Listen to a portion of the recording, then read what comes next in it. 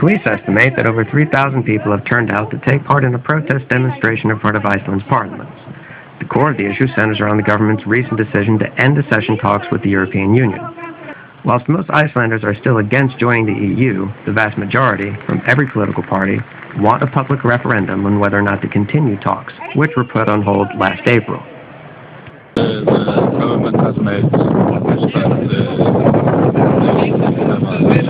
election about this issue, and I want them to keep their promise.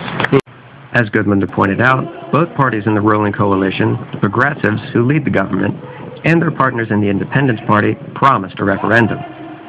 On the Independence Party's homepage, their campaign platform can be found, which includes the statement, quote, "The people will take the decision on accession talks with the EU in a public referendum within the election term," end quote.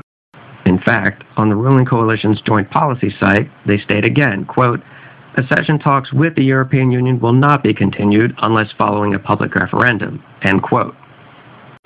At the time of this reporting, over 51,000 Icelanders have signed a petition calling for the government to stand by its promise.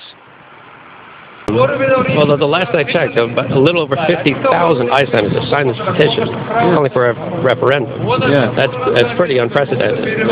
How long do you think they can keep ignoring? Well, they can't, and they are not ignoring it. I think they are reacting now.